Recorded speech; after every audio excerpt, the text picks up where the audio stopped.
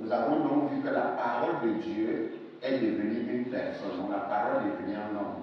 Cette parole qui était la bonne semence est devenue un homme afin que les actions que cet homme posera alors nous donnent une moisson.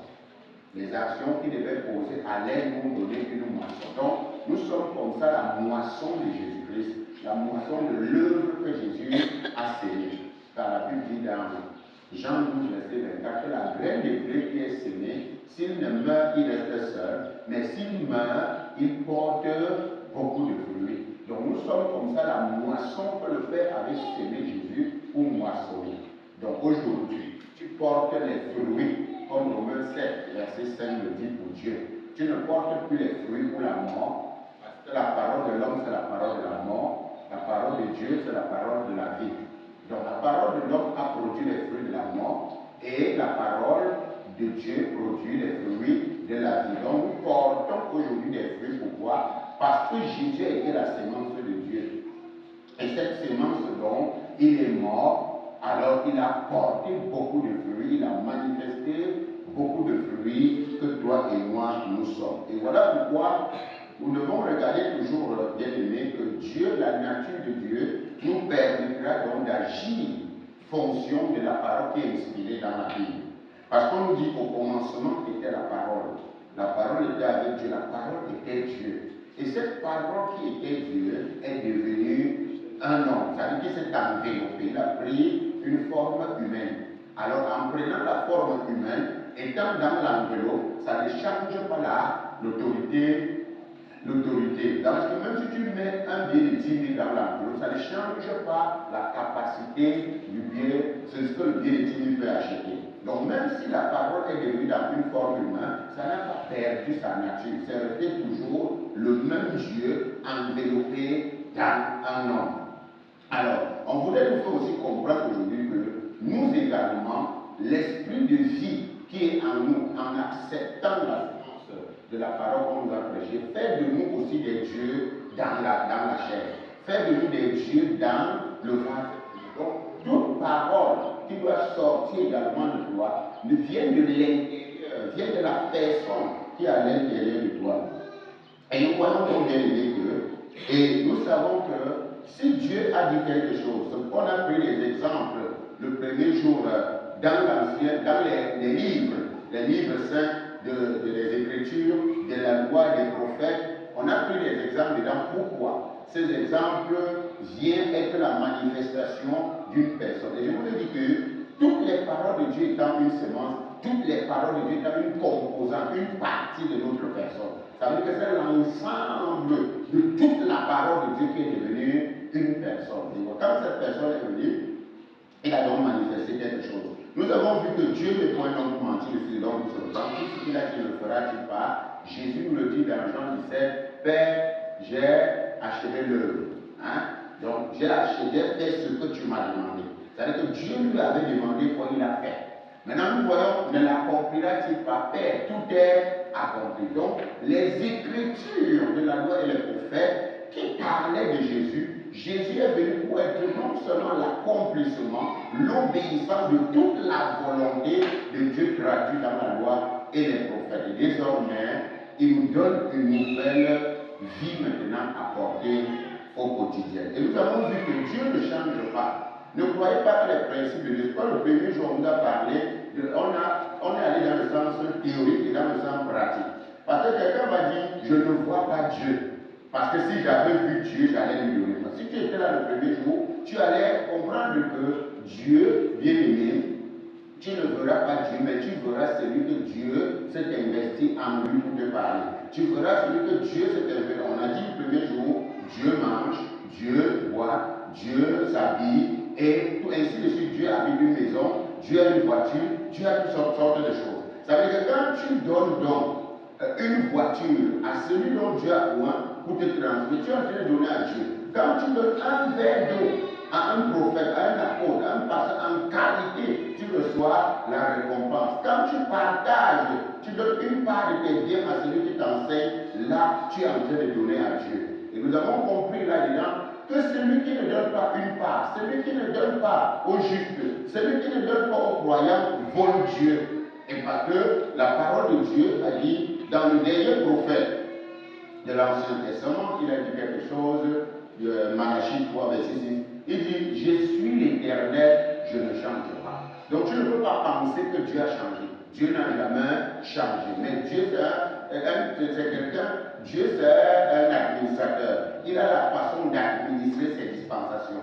Il administrait comme ça dans l'Ancien Testament et il dit que j'administre comme ça dans le Nouveau Testament. Donc lui, il est libre de changer son administration, pas lui-même. Lui ne change pas, mais ses lois, lui change les lois. Parce que c'est lui qui fait les lois et c'est lui qui défait les lois. Il peut dire aujourd'hui que je veux que vous donnez le sacrifice. Demain, il dit je ne veux plus le sacrifice parce que j'ai déjà. Mais il reste Dieu, il ne change pas. La seule chose qu'il écrit, il fait ses lois comme il veut. Il est quitté de la loi de Moïse, il est arrivé de la loi de l'esprit de vie. Donc c'est Dieu qui décide. Mais il reste le même Dieu.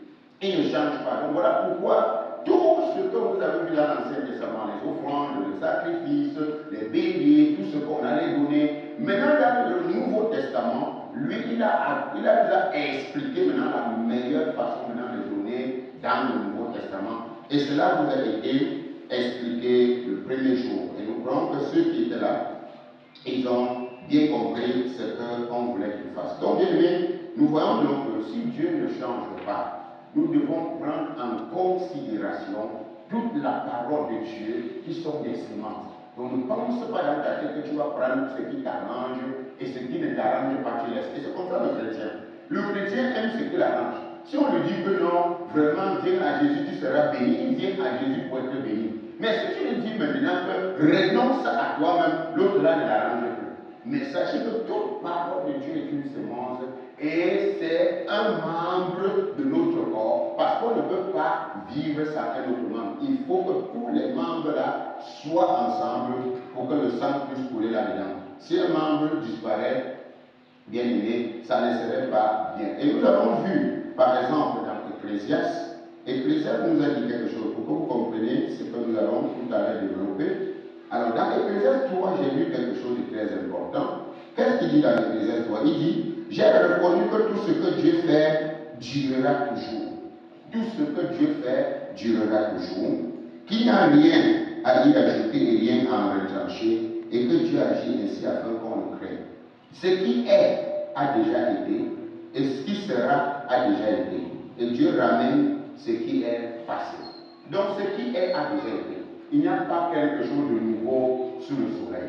On ne va pas venir aujourd'hui décider autre part. De Genèse à Apocalypse, ça parle de Jésus-Christ. Il faut seulement avoir l'éclairage dans chaque semence de Genèse à Apocalypse pour comprendre comment Dieu a évolué avec sa semence. Donc il n'y a rien de nouveau. Et nous avons vu, si Dieu a dit je suis l'Éternel, je ne change pas. C'est comme vous pouvez voir, on prend une écriture, par exemple une illustration dans les Samuel, on prend une illustration dans Matthieu, dans Roi, on prend une illustration dans Genèse et tout. Parce que toutes ces illustrations qu'on doit utiliser Genèse, ce sont des inspirations de Dieu. C'est Dieu qui a écrit ainsi. Et là, on va prendre à la lumière de la grâce. Donc quand nous rentrons dans une parole de la loi, nous prenons ça à la lumière de la grâce. Nous ne prenons pas dans le contexte de la loi. Donc je peux venir prendre une parole par exemple de Josué 1 en disant que c'est le livre de la loi. Maintenant, quelqu'un qui était à l'époque de la loi dirait le livre de la loi. Mais maintenant, moi qui suis dans la parole vivante, je dis que cette parole. Maintenant, puisque Jésus amène la parole, Moïse amène la loi. Maintenant, si Moïse amène la loi, Jésus amène la parole. Si j'étais sous la loi, je dirais que ce livre de la loi ne serait un point de ta bouche. Mais dites-la jour et nuit. En agissant comment? Fidèlement, selon tout ce qui est écrit. C'est alors que tu auras du succès, c'est alors que tu réussiras dans tes entreprises. Maintenant, moi, à l'aide de la grâce, je ne dirai pas que ce livre de la loi, je vais reprendre cette verset même dans la lumière de la grâce. Donc ça devient une sémence dans la grâce pour moi. Que cette parole ne s'éloigne point de ma bouche. Je dois méditer jour et nuit en agissant fidèlement, selon comme cette parole de Christ me dit. C'est alors que je vais réussir. Donc tu sors ça de la loi, tu mets dans la lumière de la grâce. Donc à chaque fois que tu vas trouver une parole là-bas, dans la loi des prophètes, sache que cette parole a été inspirée de Dieu. Et comme ça a été inspiré de Dieu, sors ça dans la loi, reprends ça dans la lumière de la grâce. grâce et tu pourras comprendre ce que Dieu voudrait que tu fasses parce qu'il est l'éternel, il ne change pas. Donc, c'est-à-dire que même la loi et les prophètes sont des paroles inspirées de Dieu. C'est Dieu qui a inspiré à Moïse d'écrire. C'est Dieu qui a révélé au prophète de mettre par écrit concernant son fils. Donc, il faut que tu prennes chaque parole de la loi et des prophètes pour venir comprendre ça à la lumière de Christ. Et là, maintenant, tu pourras manifester la vie de Christ. Et vous voyez, l'Hébreu a dit la même chose. Pour que vous compreniez pourquoi j'ai dit ça. Parce que j'ai dit, toute parole de Dieu, c'est une sémence. Donc tout ce que Dieu a inspiré, de Genèse à Apocalypse, c'est une sémence. Mais maintenant, il faut la comprendre soit sur la dispensation de la loi, ceux qui comprenaient. Maintenant, nous sommes sur la dispensation de la lumière. Donc, la lumière de Christ nous illumine à la vie de ce qui avait été dit là-bas. Jésus a dit, l'apôtre Paul a dit dans Hébreux 13, verset 8 et 9, il dit quelque chose. Jésus-Christ est le même comment hier, aujourd'hui et éternellement. Il est le même. Et qui est Jésus? C'est Dieu. Qui est l'éternel? Ça veut dire que toute parole qui est là a été, toute chose existe par la parole. Donc toute chose existe par Jésus. Donc quand tu quittes les Genèse à Apocalypse, on parle de Jésus. Donc maintenant, sauf que dans les deux dispensations, il faut comprendre la grâce, la loi avec la lumière de la grâce. Donc ne prends pas la loi dans son contexte et tu restes là. Sors. Parce que quand la grâce vient, la lumière vient, ça éclaire l'ombre. Ça veut dire que l'ombre disparaît et la lumière nous donne clairement ce que nous devons entendre. Donc voilà, en quelque sorte, que nous voulons vous repositionner sur ce que nous avons dit vendredi, que toute parole, c'est une sémence. Parce que quelqu'un peut poser la question que le Seigneur m'a donné une parole dans Isaïe. Mais on a dit que Isaïe est dans l'Ancien Testament. Non. Isaïe, c'est une parole inspirée par le Saint-Esprit et que les prophètes ont mis par écrit. Reviens, prends ça, mets dans la lumière de la grâce et tu vas comprendre ce que Dieu voulait te dire. Quand Dieu te donne, par exemple, face à une situation, face à une souffrance que tu es en train de traverser, Dieu peut te donner un livre dans Job. Mais quand il te donne un livre dans Job, c'est pour te dire quoi? C'est pour te dire que ce que Jacques 5 dit, que regarder les souffrances de Job. Donc il te dit pour te dire, même si tu es en train de souffrir, même si ce qui t'arrive là t'arrive, place ta confiance en moi parce que je vais te restaurer. Alors, il te donne pour, et il faudrait qu'il te donne ça. Tu ramènes dans la grâce, recomprendre ça dans Jacques. Jacques va te dire, mes frères bien-aimés, regardez avec sujet de joie les diverses épreuves auxquelles vous pouvez être exposés. Sachant que l'épreuve de votre foi, il faut que ça accomplisse parfaitement son œuvre, afin que vous soyez parfaits, sans faillir en rien. Donc Dieu voudrait qu'il manifeste. Dieu va permettre que la moisson soit, mais sois patient.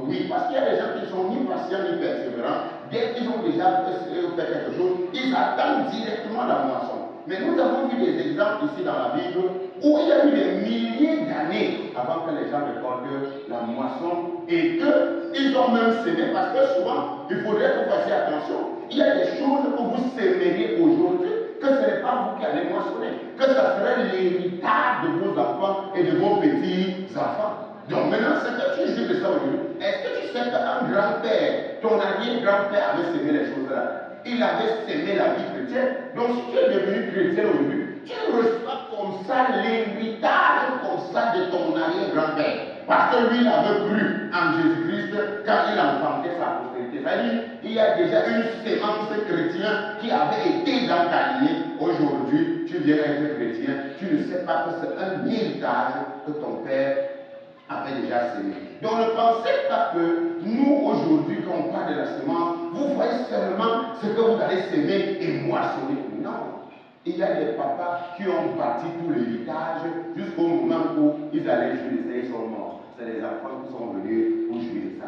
Donc quand tu es devenu chrétien, sache bien ceci que toute sémence, toute vie, tout ce que tu es en train de faire peut bénéficier à tes enfants demain ou après-demain. C'est quoi vous voyez dans les familles. Oui, Satan a un royaume bien hiérarchisé. Et il y a dans les familles où l'arrière-grand-père, c'est un ancien sorcier. Ça veut dire que celui-là, il a perpétué la sorcellerie de génération en génération. Et ça fait que dans sa quatrième génération, qu'un enfant, petit-fils, vient prendre même sa sorcellerie vrai. C'est-à-dire que les autres sont même passés à côté.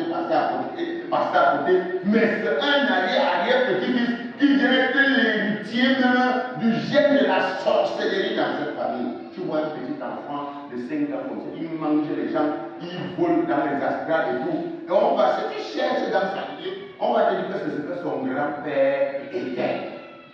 Arrière-grand-père. Que quand tu... Donc, ce sont des sémences comme bien aimé, les gens font. Les gens font des incantations, les gens font des choses et ça se perpétue sur la génération. Mais toi, chrétien, tu n'es pas à l'église aujourd'hui. Si tu es quelqu'un qui aime ta postérité, qui aime ta semence, qui dit non, j'ai une semence, j'ai des enfants, j'ai une semence en moi, j'ai à déposer dans les enfants. Seigneur, toi tu es avec Dieu aujourd'hui, pas pour ce que Dieu va te donner, mais parce que tu as foi, que Seigneur, je prie, que ma moisson soit mes petits-enfants et mes arrière-petits-enfants, qu'ils puissent être les instruments entre tes mains, qu'ils puissent être la moisson que je suis en train de s'élever aujourd'hui. Maintenant, comme les gens sont d'abord très abattus, non, moi-même d'abord aujourd'hui, il faut que c'est moi qui suis de ça. Non, ça c'est parce que toi tu ne comprends pas. Quand Dieu a manifesté son fils Jésus-Christ, bien aimé, il n'était pas là pour, il était manifesté le fils pour que toi tu viennes être libre aujourd'hui. Mais tu es libre parce que quelqu'un avait traqué. Donc il va falloir bien aimé que tu comprennes très bien que la parole de Dieu que tu mets en pratique aujourd'hui, la vie de Dieu que tu mets aujourd'hui, doit toucher ta descendance, ça doit toucher tes enfants. Donc sois quelqu'un qui dit que tu es en Dieu, pas seulement pour toi, mais pour tes petits et tes petits et tes petits enfants. À partir de toi, tu dis non, non, ce qui sort de moi maintenant, il n'y aura plus jamais de sémence de sorcellerie dedans. Ça veut dire que j'interdis, tu proclames, quand ma fille et mon fils ne se mariera jamais avec une lignée de sorcellerie. Parce que moi je suis en Christ. Seigneur, c'est ma moisson. C'est la moisson que toi tu veux.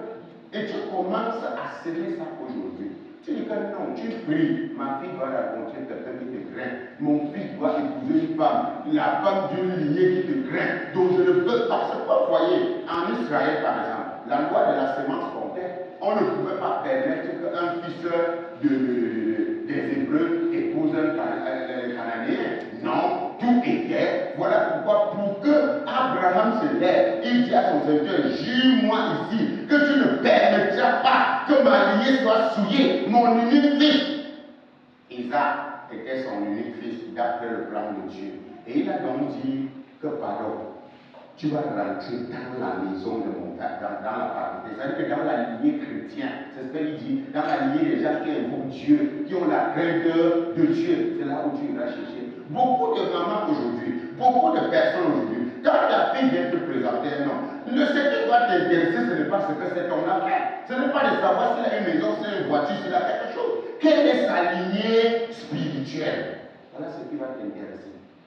Mais non, dès qu'on pousse le ventre, on vient, vous voyez seulement l'argent, vous voyez combien il peut avoir. Voilà ce qui vous intéresse. Mais quel que soit, même si l'enfant, la fille peut épouser une lignée de sorciers pour venir déposer sa semence de sorcellerie dans ta famille pourvu qu'on donne l'argent.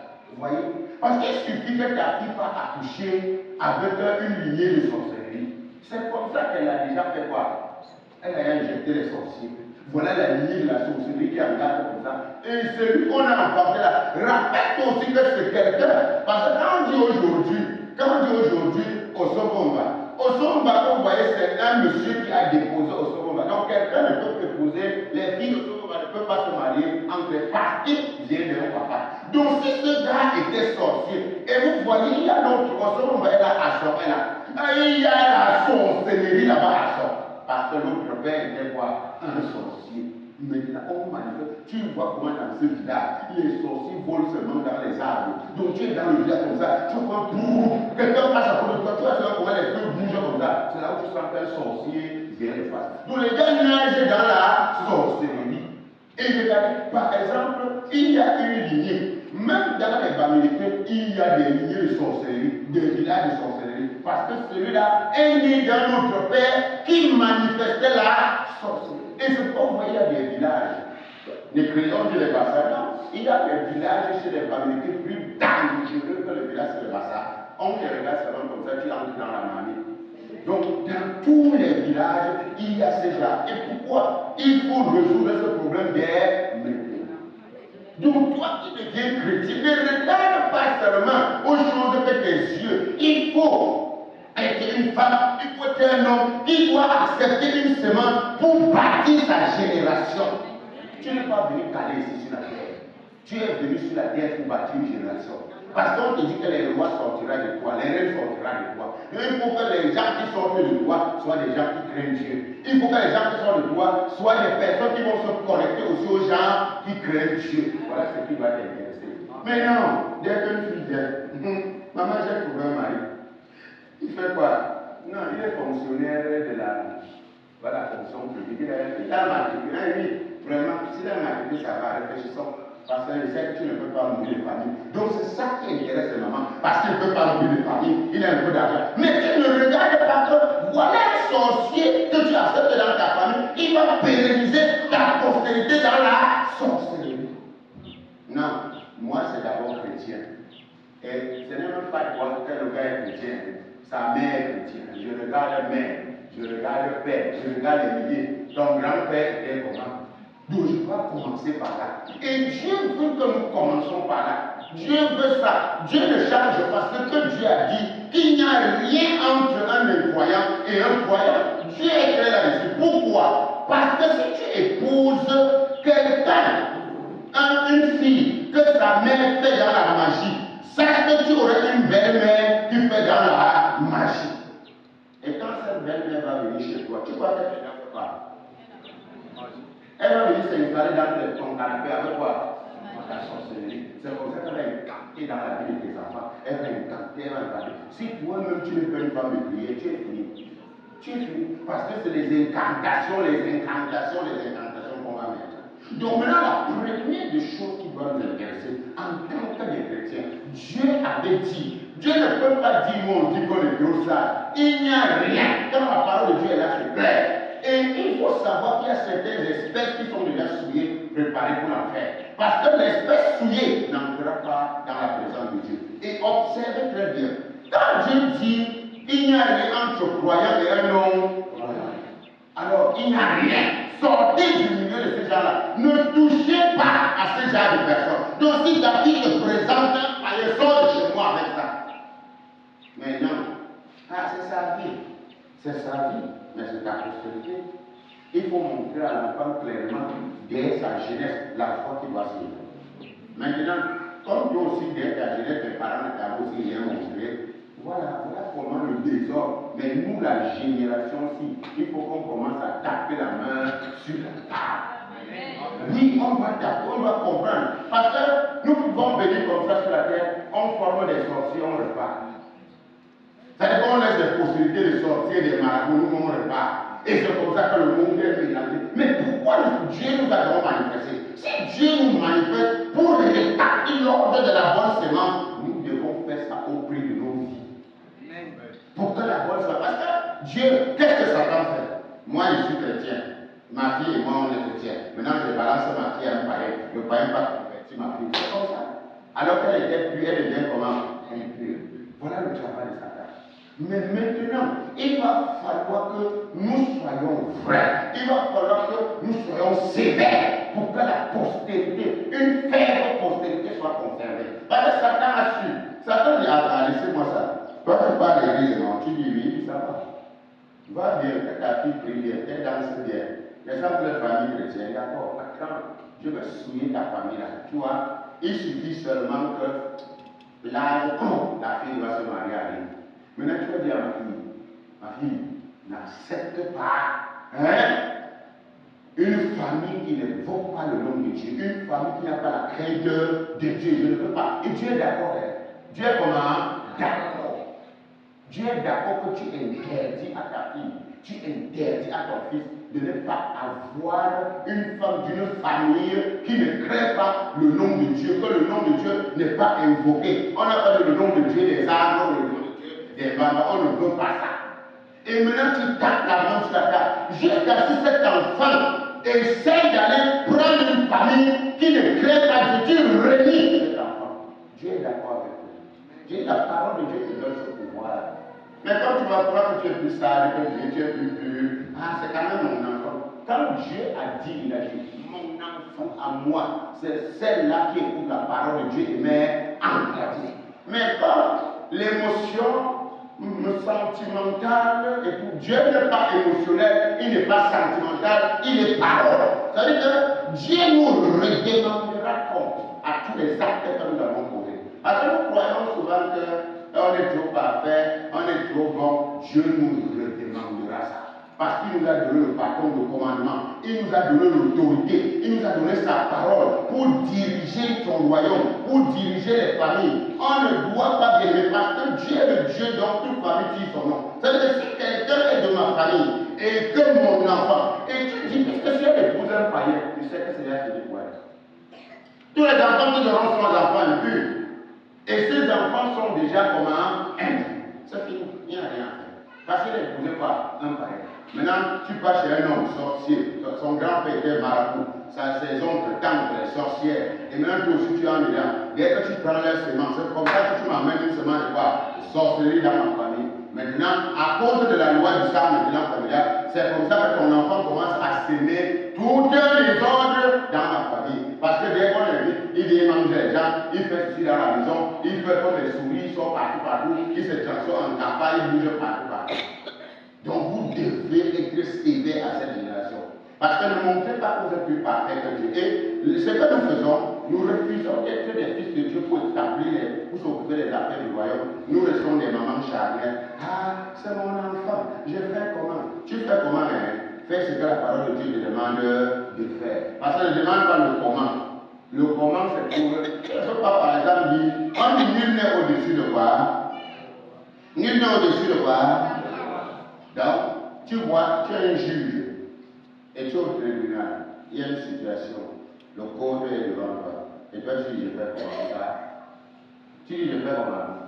Il y a des choses qui sont arrivées aujourd'hui, bien aimés, et que nous avons compris que le jeu que Satan fait, le jeu que Satan manifeste, le jeu que Satan nous fait monter dans le cœur des gens, la compassion et tout.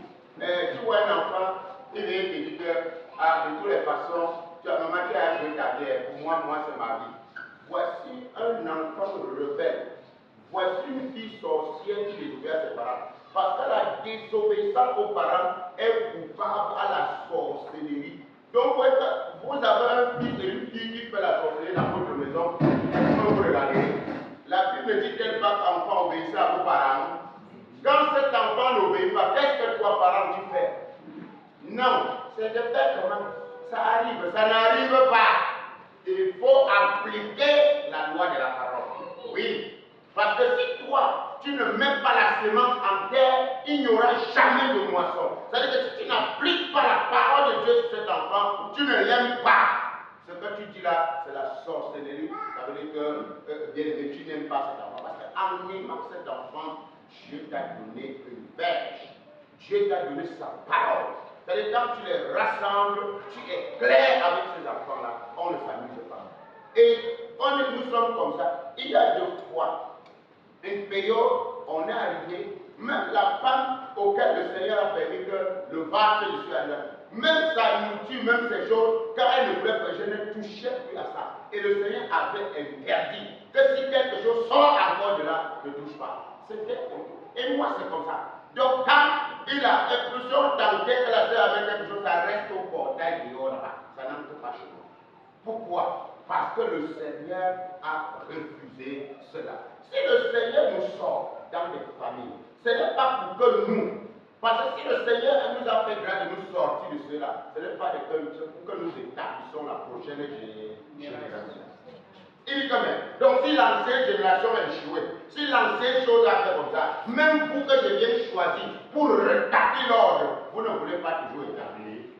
Alors, il nous a choisi comme des bonheurs séments. Pour faire quoi? Pour mettre ça dans les bas de guerre que les hommes sont. Amen. Amen. Donc, bien aimé, nous ne devons pas, nous devons laisser la compassion. Vous savez, il y a quelque chose. Les désirs de la chair sont contraires à ceux de l'esprit. Vous avez la chair, les sentiments, le ressentiment, quand même, non, c'est quand même vrai. Dieu n'est pas sentimental. Dieu n'est pas émotionnel. Parce que lui, il est parole. Maintenant, quand il t'a donné sa parole, toi, tu veux être sentimental. Non, c'est quand même, tu sais que vraiment le cœur, quel marque le cœur? Le Dieu n'a pas le cœur, Dieu est esprit. Donc maintenant, comme tu es esprit, la parole, esprit et vie, c'est à toi de t'asseoir maintenant et de t'examiner et de te regarder toi-même si la parole de Dieu agit en toi dans chaque décision. Si la parole de Dieu agit en toi dans chaque action. action. Si la parole de Dieu agit en toi dans chaque manifestation, parce que tu rendras compte et il te jugera par la parole. Et il te dit clairement, dans Jean 12, puisque la semence est là, dans Jean 12, il dit 47, si vous me rejetez, ce n'est pas moi qui va vous juger, c'est la parole que je vous ai annoncée. Et que les apôtres par le Saint-Esprit ont mis par écrit pour vous donner une conduite de marche. Mais ne croyez pas comme moi, mais c'est sur la base de la parole que tu seras jugé. Mais quand Dieu posera sa parole, qu'est-ce que tu diras, ma soeur? Tu diras quoi, mon frère? Que non, mon Seigneur, tu sais que vraiment, oui, c'est vrai que ta parole est là, mais tu vois, Dieu ne varie pas. Dieu n'ajuste pas. Donc Dieu ne peut pas dire que non, ma fille, je te comprends, tu allais faire comment? C'est ce que la parole va dire qui va appliquer. Dieu ne va pas venir appliquer tes humeurs et tes ressentiments et ce que tu dis. Non, lui, il va venir bien appliquer sa parole. C'est ce qui va se passer. Il dit, si tu rejettes ce que je dis là, sache que tu auras ton juge. C'est cette parole qui sera au devant de toi. Et tu n'auras pas. Et vous savez, pourquoi est-ce qu'il y a des semences qu'on arrête? Pourquoi il y a des semences? Parce que la mort du vieil homme n'est pas constatée. Voilà pourquoi nous continuons à être le vieil homme. Nous continuons à être humains. Jésus dit quelque chose qui était la bonne semence de Dieu. Lui, il était clair dans ses propos. Quand vous lisez Matthieu 13, Jésus va vous dire, quand vous lisez Marc 3, Jésus va vous expliquer quelque chose. Quand la mère et les frères et les sœurs de Jésus étaient dehors, ils cherchaient quoi dehors que Jésus était là? Ils cherchaient quoi dehors? Alors, Jésus est dedans. Donc, Jésus te dit que si tu es de moi, si tu m'honores, si tu me sais, tu seras là pour moi dessus. Dans Jean 10. Si quelqu'un me suit, si qu'il me sait, et celui qui m'honore sera honoré par mon Père. Maintenant, Jésus les rappelle quand même. Quand vous dites que ma mère, mes frères et sœurs sont dehors, qui est ma mère, qui sont mes frères? Comment vous ne comprenez pas la nouvelle chose, la nouvelle vie que je suis venu pour être la reproduction d'une génération que le Père attend? La génération que le Père attend, c'est la génération spirituelle, c'est la génération des gens esprits. Ce n'est pas la génération des gens qui se connectent à des familles, machin et tout. Il dit non, qui est ma mère? Qui sont mes frères? Il les regarde. Mais tu regardes, tu as vu cette semence-là. Tu as bien vu comment le Fils Céleste a répondu. Tu as vu, il n'a pas eu un sentiment, parce que Dieu n'est pas sentimental. Jésus a appliqué la parole. Et nous allons lire cette semence que lui a appliquée. Parce que toi, tu vas voir cette semence et tu vas refuser de la semer. De la semer dans l'obéissance, de la semer dans la soumission, de la semer dans la fidélité. Mais tu vas nous dire seulement que non, vraiment, même Dieu va comprendre. Dieu ne va comprendre que lui-même. Il ne te comprend pas. Regardons. Disons bien, cette semence, on va voir cette semence-là. On va voir cette semence parce que, et tout ça, pourquoi on a eu un problème avec une maman qui est, ses enfants sont allés épouser une fille, et cette fille est arrivée à la maison là, elle est devenue la sorcière de toute la famille, elle a mangé les enfants des sœurs, des autres femmes et tout, on a même tué le premier fils à cause de cette sorcière qu'un autre frère était allé épouser, sans discernement, et cette maman était chrétienne. Et étant chrétien, l'enfant est là à pousser, bon, on va dire, on va voir, avec le temps, on ne sait jamais, elle peut croire. Celle qui peut croire, c'est Dieu qui va te dire prendre. Parce que si Dieu t'inspire d'aller chercher quelqu'un, c'est que Dieu lui-même va gérer le problème. C'est-à-dire que c'est un élément, c'est une substance, c'est une brebis qui a enfuie quelque part que Dieu veut aller chercher. Mais nos émotions ne comptent pas chez Dieu. Alors, dans cette semence de la parole de Dieu, dans Matthieu 12, verset 46, comme Jésus s'adressait encore à la foule, voici sa mère et ses frères qui étaient dehors, cherchant à lui parler. Quelqu'un lui dit, voici ta mère et tes frères sont dehors et ils cherchent à te parler. Mais Jésus répondit à celui qui le disait, qui est ma mère et qui sont mes frères? Puis, étendant la main sur ses disciples, il dit, voici ma mère et voici mes frères, car quiconque fait la volonté de mon Père qui est dans les cieux, celui-là est ma mère, est mon frère, et ma soeur, et ma mère. Donc, vous comprenez bien le modèle, le type de vie, notre Seigneur et Sauveur, par qui nous avons renoncé à nous-mêmes, on a accepté, renoncer, devenir son disciple, à nos intérêts égoïstes nous-mêmes, porter la croix pour le suivre, quel qu'en soit ce qu'il en viendra, on a dit honneur et fidélité. Et nous avons dit que il est la prolongation de nos bouches, il est la prolongation de nos mains qui touche les autres à travers cette vérité. Tu peux l'écouter et tu donnes ton raisonnement sur ça, c'est ton problème. Mais tu peux permettre que cette sémence de vie porte une moisson d'obéissance, de soumission et de fidélité. Toi en tant que maman, toi en tant que papa, toi en tant que jeune serviteur, jeune chrétien, il faut maintenant commencer à te m'aligner à moi désormais. Alors cela va traduire comme ça. M'aligner à moi est comme ça, est comme ça, est comme ça.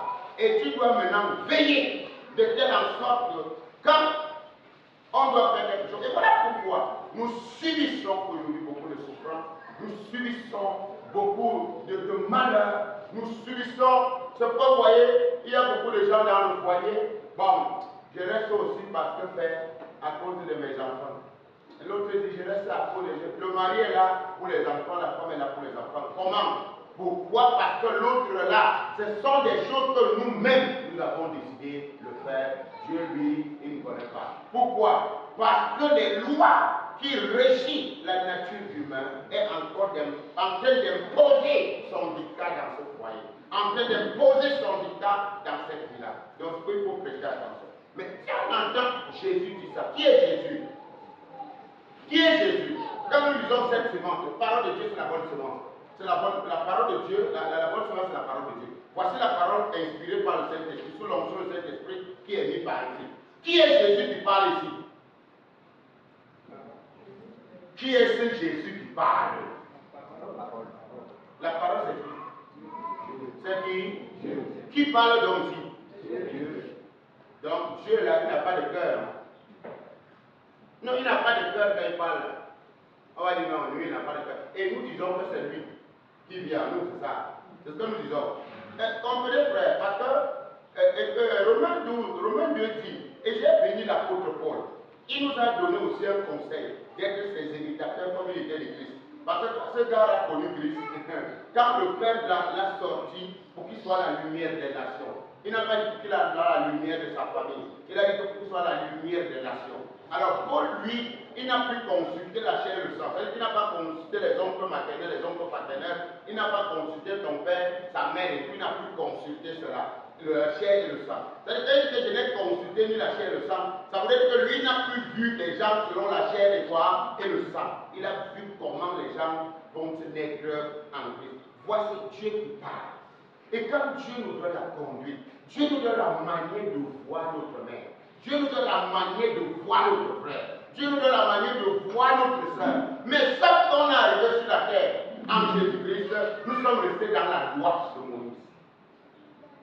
Nous sommes restés dans quoi? Dans la loi de quoi? Oui. Nous sommes restés. Parce que c'est dans la loi de Moïse que les familles étaient subdivisées. C'est dans la loi de Moïse qu'il y avait quoi?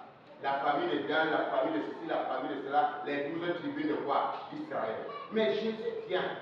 Il trouve les sacrificateurs, les principaux sacrificateurs, il trouve les prêtres, il trouve les chefs religieux, il trouve tout le monde. Maintenant, quand Jésus, lui, il est baptisé, il ne part pas dans la synagogue, il ne part pas voir les souverains, les principaux sacrificateurs, il dit qu'est-ce qu'on fait là? Lui, il part plutôt au désert. Et quand lui sort au désert, il fait quoi? Il sort au désert maintenant, il est revêtu de la puissance du Saint-Esprit. Quand lui commence, Nicodème le rencontre de nuit. Un chef religieux, un docteur des 12 tribus d'Israël. Personne ne peut faire ce que tu fais là si Dieu n'est avec lui. Toi, tu viens de Dieu. C'est-à-dire qu'eux, ils viennent des hommes, mais Jésus vient de Dieu. Mais Jésus dit, puisque vous venez, tu viens me voir Nicodème, je vais te dire comment le nouveau royaume fonctionne. Alors si un homme est né de nouveau, alors Nicodème a posé la même question qu'on doit se poser aujourd'hui. Je peux rentrer dans le sein de ma mère et naître. Donc c'est que Nicodème a reconnu qu'il a une mère. Mais Dieu lui dit, Jésus lui donne la façon dont lui, il voit la moisson de la mère. Il lui donne la façon dont il voit la moisson d'un frère. Mais aujourd'hui, ce n'est pas comme ça que nous voyons. Et quand nous ne voyons pas comme ça, on se dit toujours qu'on n'est pas parfait. Non, on ne peut jamais être parfait sans la parole de Dieu. Que tu comprends, que tu acceptes ou pas, c'est la parole de Dieu. Il ne va pas changer à cause de ta nature, toi. Il ne va pas changer à cause de ta façon, toi. Mais il va garder cette parole. Et vous avez vu, dans cette parole bien-aimée, qui est la bonne semence, qui est la vérité de Dieu, la véracité de témoin de la nouvelle vie que nous devons vivre. Il y a beaucoup de versets et nous allons lire. Jésus donne donc la façon. On dit non, non, Marie, la mère de Jésus. Mais Jésus, Dieu assure à toi, maman, qui a cela que tu es aussi sa mère. Parce qu'il dit que quiconque fait la volonté de mon Père qui est dans le ciel, celui-là aussi quoi? Ma mère. Donc toi aussi tu es la mère de qui? De Jésus. Tu es aussi la sœur de qui? De Jésus. Tu es aussi le frère de qui? De Jésus. Donc maintenant, quand tu acceptes ou pas, Dieu ne peut pas se changer. Il ne va jamais se changer. Donc si tu demeures, regardez ce que le Seigneur dit. Je vais dire avant de venir, on détruit ce qu'il a détruit avec Pierre. Nous allons voir, bien aimé, qu'est-ce qu'il dit ici? Il dit dans 2 Timothée 2. Dans 2 Timothée 2, à partir du verset 12, le Seigneur dit quelque chose. Cette parole est certaine. Si nous sommes morts avec lui, nous vivons aussi avec lui. Si nous persévérons, nous régnerons aussi avec lui. Si nous le régnons, lui aussi nous régnera. Si on fait comment? Il fera aussi quoi? Régner Jésus, c'est régner la parole. Donc si tu renies, il a dit que si tu me rejettes pas, moi c'est la parole. Donc Jésus apporte une parole. Et voici, toute parole est inspirée de Dieu. Alors comme les paroles sont inspirées de Dieu, si tu rejettes l'obéissance dans cette parole, ça veut dire que toi-même, tu es en train de rejeter. Il dit, et si nous sommes infidèles, il demeure fidèle, car il ne peut se régner lui-même. Donc vous voyez frère, il ne peut se régner lui-même. C'est pas quand vous entrez dans la semence, il faut accepter toutes les semences en terre de votre cœur afin que vous ayez la moisson dans l'obéissance, la soumission, la fidélité, en mettant véritablement la parole de Dieu en pratique. Pas ce que vous voulez, pas ce qui vous arrange, pas ce qui vous plaît. Non. Maintenant, nous voyons dans Luc, on a montré ce Pierre, je vous ai expliqué pourquoi il dit à Pierre. Pierre lui dit, Seigneur, mon père est mort. Laisse-moi aller faire comment? Enterrer mon papa. Qu'est-ce qu'il va répondre à Pierre? Pierre, fais quoi? Fais quoi? Donc il parle mal. Quelqu'un, en écoutant Jésus à cette époque-là, vous savez pourquoi tout le monde le détestait? Vous comprenez pourquoi on détestait Jésus, non? On dirait que cet homme n'est pas dit. Il vit comment? Il vient nous détruire les familles, il vient nous détruire les saisies, il vient nous donner une nouvelle doctrine. Alors que Moïse, nous on sait que Moïse a divisé les familles. Il y a la famille de tel, il y a la famille de tel. Mais lui, il vient nous dire directement que non, nous devons tout abandonner parce qu'il faut naître de comment? De nouveau. Non, pardon, il faut qu'il soit crucifié. Vous voyez, non? Même s'il a été crucifié, le Saint-Esprit est là. Et le Saint-Esprit te dit comment tu vas vivre. Si tu veux, ne dis pas. Tu dis ce qui t'arrange, c'est ton problème. Mais on va quand même te dire. Il a dit à Pierre, Pierre, laisse les morts entrer les morts. Toi, va annoncer le royaume. Parce que je suis en train de préparer le royaume. Un nouveau royaume où il n'y a ni famille, comme il y a des enfants spirituels. Il y a des enfants de Dieu à l'intérieur. Mais Seigneur, comment tu me prends vite comme ça? Attends que je fasse dire quand même au revoir, la dame à la maison et ma belle-mère que tu as guéri, non? Oh, Pierre, arrête-moi ça. Celui qui met la main à la regarde en arrière n'est pas propre au royaume. Ça, ce sont ceux qui l'avaient choisi. Donc, bien aimé, il est important que vous compreniez. Il est très important que vous compreniez cela. Parce que si vous venez à la parole comme si vous étiez en train de blaguer, vous lisez la parole et vous arrangez, vous faites ce qui vous arrange, c'est ça que vous mettez en pratique et l'autre. Sachez que vous serez retranché. Oui, vous serez retranché. Parce que Dieu jugera par Jésus-Christ les actions de tous les hommes. Donc il va juger, selon Romains 2,16. Dieu jugera par Jésus-Christ les actions des hommes. C'est-à-dire que si toi, tu as posé les mauvaises actions, tu auras ta récompense sur ces mauvaises actions. Mais si tu as posé les bonnes actions, ça veut dire que tu es quelqu'un qui a mis la parole de Dieu en pratique. Oui, tu es quelqu'un qui a accepté la parole de Dieu. Parce qu'il y a beaucoup de gens, et très peu seront sauvés. Comment? Pourquoi je vous le dis, frère? Parce que mettre la parole de Dieu, ce n'est pas facile. C'est comment? Ce n'est pas comment? Ce n'est pas facile. Je vous dis la vérité. Parce que pour mourir quand au moins, frère,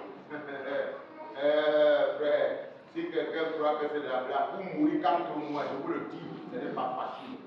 C'est beaucoup de souffrance. Parce que pour que la mort de Jésus, pour que tu parviennes, pour que tu parviennes à la puissance de la résurrection, il faut alors gagner la communion de ses quoi, de ses souffrances. Et tu vas devenir conforme à lui par sa mort pour parvenir. Et maintenant, qui va donc parvenir? Alors, Pierre a posé la même question. Seigneur, qui sera notre sauveur? Là, c'est ça la question. Il dit, mais le modèle est là. Le modèle est là. Il vous montre comment. Et nous avons vu Paul, qui est notre apôtre, il dit, soyez mes ennemis, comme je le suis moi-même. Regardez ce qu'il dit à sa famille. Regardez. Regardez ce qu'il dit à la famille, à la chair. Moi, que ça l'énervait. Oui, il dit quelque chose dans Romain. Nous avons dit, regardez Romain. Est-ce que j'ai dit? Je vais vous montrer quelque chose à cette semence. Je prends cette semence. Vous avez toute la parole et semence. Bon, pas dans toutes les paroles pour vous repositionner dans les semences. Alors, il dit, j'ai dit la vérité en Christ. Il dit la vérité étant où?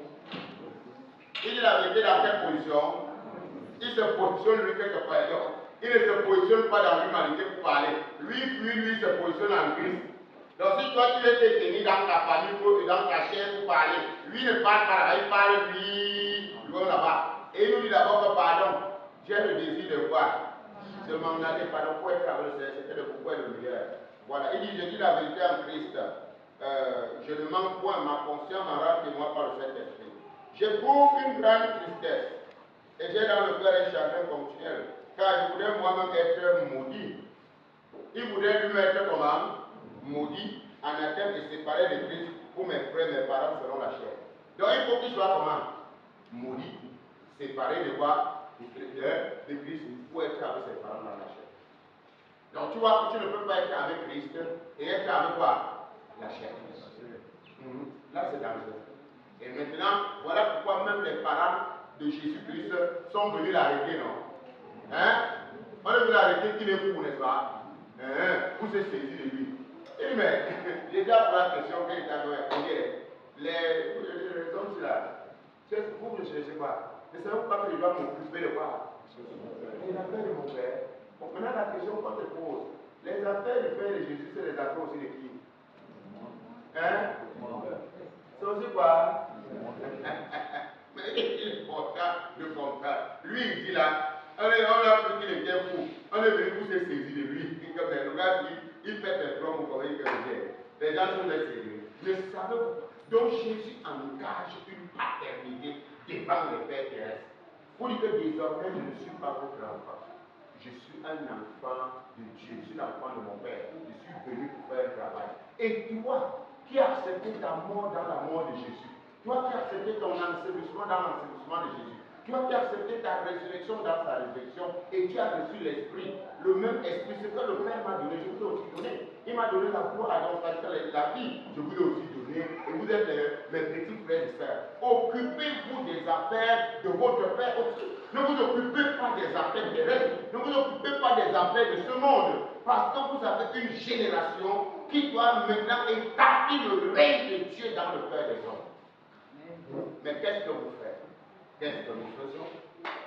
On pense que nos idées. Et Dieu a dit quelque chose dans le prophète Isaïe, 58, verset 8, on pense quelque chose comme ça. Ou 55, verset 8, quelque chose. Il dit, mes pensées ne sont pas vos pensées. Et Dieu savait, mes voix ne sont pas vos voix. Aussi vrai que la terre est élevée au-dessus, mes pensées sont élevées au-dessus. Parce qu'il savait, la pensée de l'homme, c'est la pensée humaine. Et elle est traduite par la multiplication charnelle. Mais la pensée de Dieu, c'est la pensée de Christ. Elle est traduite par le Saint-Esprit. Maintenant, tu dois donc comprendre que tu ne peux pas dire quelque chose à Dieu, ce que Dieu n'a pas dit. Tout ce que tu dois faire, tu dois le faire pour Dieu. Et maintenant, comment est-ce que je vous ai présenté beaucoup d'autres aspects? Maintenant, Dieu dit, aimez vos ennemis. C'est quand je deviens enfant de Dieu. Quand je deviens le petit frère ou la petite sœur de Jésus, la manière que je regarde tout le monde maintenant, je les regarde comme les ennemis de l'évangile. Vous savez que ta mère qui n'a pas Christ devient quoi? Mon ennemi. Elle devient quoi? Mon ennemi de l'évangile. Et quand elle devient ennemi de Dieu à cause de l'évangile, la vérité maintenant c'est que quoi? Si ton ennemi a faim, fais comment? Donc quand tu les donnes à manger, tu donnes la vie. Tu es en train de s'aimer une semence pour la moisson. Parce que tu as dit que ça serait un jugement contre ces gens-là. Donc maintenant, ta soeur dans la chair, ton frère dans la chair, c'est celle ou celui qui n'a pas encore Christ. Quand tu lui fais du bien, tu lui fais du bien en tant que faisant à qui? À qui? À l'ennemi. Pourquoi? Parce que la Bible dit que nous devons faire du bien à tout le monde, n'est-ce pas? Donc, moi, si j'ai dans le cœur vraiment l'esprit me met de faire du bien à quelqu'un païen, quelqu'un qui ne connaît pas encore Christ, c'est parce que la parole de Dieu, c'est une moisson, c'est une semence. Parce qu'il a dit de faire du bien à tous, surtout, on a circonscrit, surtout envers les qui. C'est-à-dire que s'il y a un frère dans la foi, alors, regardez, on va un peu pousser loin. Je vais un peu choquer quelqu'un. Si tu as ta mère dans la chair et une mère pour toi dans la foi, alors s'il faut faire du bien, on va faire premièrement à la mère dans la foi. Le cœur de l'homme dit quoi? Ma mère, c'est pas ça. Mais est-ce que c'est ça alors ta mère? Puisque Dieu dit que c'est celle-là qui est dans la foi qui est ta mère. Mais maintenant, tu vas donc faire plus du bien à ta mère qui est dans la foi. Tu vas regarder la mère dans la chair. Mais attends, c'est incompréhensible. Non, c'est normal ça. Vous voyez, les choses de Dieu, c'est la folie aux yeux des hommes. Parce qu'elle dit, voyez-vous qu'on ne veut pas crucifier ce Jésus? Voilà, depuis qu'il est devenu chrétien, ce n'est que son église. Tout l'argent, moi je souffre. Et tout l'argent, il part, il donne là-bas, et donne là-bas. Mais tu crois que je devais donner mon argent à qui? Quand je regarde une personne que j'appelle mère, mon argent, je dois, si ma mère là est dans les problèmes, mon argent part là-bas. Donc si j'ai 50 000, toi tu as des problèmes, et ma vraie mère dans la foi a des problèmes, je suis d'abord pour ma mère dans la foi. Et s'il y a 50 000, je donne 30 000 à ma mère dans la foi, je regarde quand même 20 000 à mon ennemi. Tout en espérant que mon ennemi... Et qu'est-ce que je fais? Parce que ma lumière doit comme ça luire, n'est-ce pas? Aux yeux de celle-là, afin qu'elle voit le bien, si le Seigneur peut toucher son cœur pour venir à lui. Mais il y a des gens qui sont calés. C'est-à-dire que tu vois un frère, quelqu'un dans la chair, je parle d'un nom sur l'évangile à ceux-là, qui me disent que niet, leur Dieu s'en bat des arbres. Et tu crois que quelqu'un comme ça, maintenant celui-là non, comme je croyais que je manifestais ma lumière envers toi, tu n'es pas devenu mon ennemi.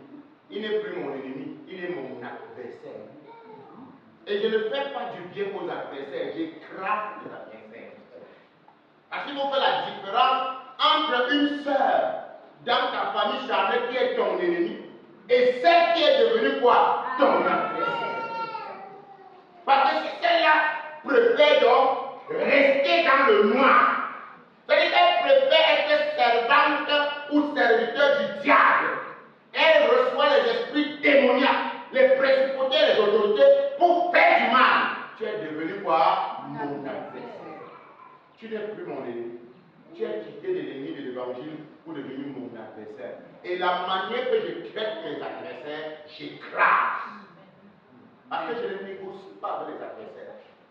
Parce que si tu décides d'être mon adversaire, je ne laisserai pas vivre les sorciers, tu vas mourir. Donc il faut seulement que tu quittes du cadre de la sorcellerie. Voilà, là tu vas vivre. Donc il faut faire attention. C'est pour vous dire, émettez la parole, respirez la vraie semence. Voilà pourquoi on vous détruit. Parce que dès que vous avez le Christ, vous avez dans votre cœur d'aller verser tout ça dans la famille. Tout le monde ne doit pas recevoir votre Christ. Il y a des gens qui sont dans la famille avec vous.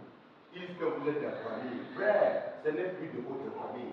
Il faut que la première des choses, vous connaissez d'abord de quelle famille vous appartenez. Première chose. Parce que c'est ton propre frère, celui que tu es en train d'appeler frère. Quand tu es en train de dormir, il est chez les marabouts dans les calebasses noires, en train de canter. Il écrit ton nom, elle meurt, elle fait l'accident. Elle envoie, donc il n'a pas envoyé ces petits démons, les petits démons là, qui viennent, ils se transforment en souris, ils se transforment en tabac. Tu vois quelqu'un se lève le matin, on a mangé ses orteils. J'ai dormi, mes orteils étaient normales. On a déjà fini tes ongles. C'est une sorcière. Et la sorcière là est passée par quelqu'un que tu appelais quoi? Frère ou soeur. Il faut discerner. Souvent les chrétiens, ils sont tranquilles. On dit marcher, ça dit qu'exercer votre autorité. On dort. Parce que vous êtes en bon voyage. Frère, ici là, nous ne sommes pas en bon voyage. Nous sommes en Christ dans ce monde. Mais ce monde-ci là a une autorité. Le monde entier est sous la puissance. Sur quoi? La puissance. Mais nous sommes en Christ. Imagine un peu que, étant dans le vaisseau spatial de Christ, ton orteil sort un peu. Le monde ne peut pas de l'orteil. Il coupe. Parce que c'est l'occasion qu'il attend. Et on nous détruit comme ça par des gens que nous avons appelés frères. Tu as appelé quoi? Frère. Mon frère. Il est là avec un noir. Il vient. Et il faut faire attention. C'est qu'on dit que quand vous marchez avec les uns et les autres, ayez le dire.